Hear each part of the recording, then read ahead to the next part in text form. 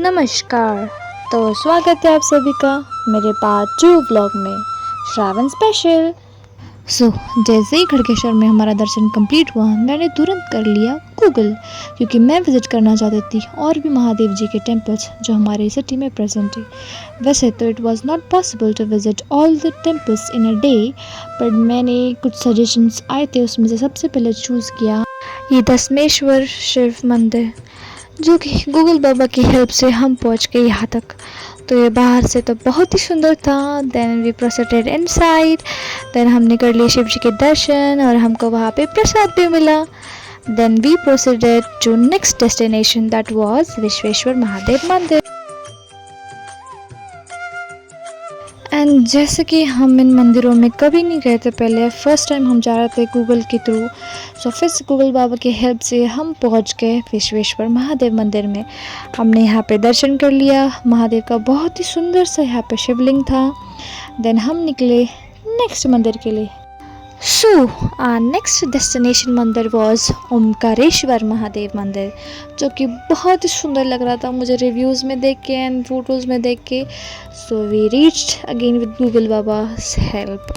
और मंदिर के अंदर जाते ही हमें दिख गई बहुत सी सुंदर सुंदर से देवी देवताओं की मूर्तियाँ। एंड देन फाइनली महाकाल जी का दर्शन।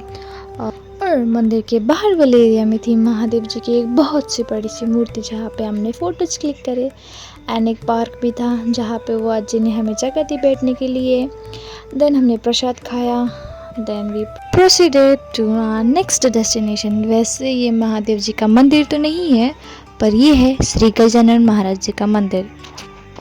भाई ये भी हमारी सिटी में है और मेरी जॉब प्लेस भी इसी के पास में है, but still I never ever visited this मंदिर। तो ये इस मंदिर में बहुत ही सुंदर सी विट्ठल रुक्माई जी की मूर्ति है एंड ये रहे Gajanan Maharaj ji. So our next and final destination was Shri Krishneshwar Mahadev Mandir, और जो कि महादेव के हमारे 12 ज्योतिर्लिंग है, उनमें से ये 12वां ज्योतिर्लिंग है जो कि हमारी सिटी संभाजी नगर में है। सो मंदिर पहुँचते ही हमने ले लिया ये सुंदर सुंदर से फूल महादेव जी को चढ़ाने के लिए। जैसे ही हम आगे बढ़ ही रहे थे तो हमें दिखा ये प्यारा सा एक ग्रुप जो भजन कीर्तन गाते हुए मस्त मगन अपनी मस्ती में महादेव की भक्ति में मग्न होकर गा रहे थे, और कुछ लोग तो नाच भी रहे थे। मुझे ये देखकर बहुत ही प्रसन्नता हुई। और आगे बढ़ते बढ़ते हमको हो गए थे लगभग 3 घंटे।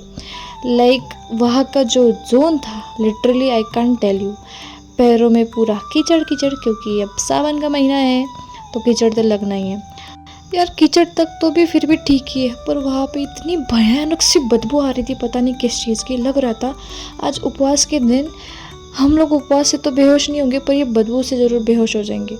आखिरकार हमारी लाइन वहाँ तक पहुँच गई कैसे तैसे करके। और यहाँ पे जेंट्स लोगों को अपनी शर्ट निकाल के जाना होता है, अपने ऊपर के जो वस्त्र होते हैं वो निकाल के वहाँ पे मस्त होता जाना।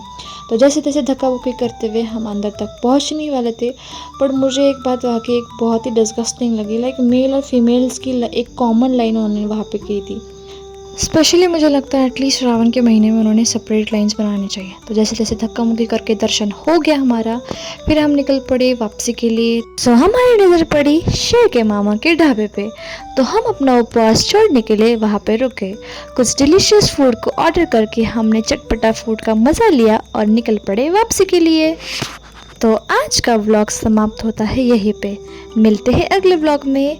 टाटा।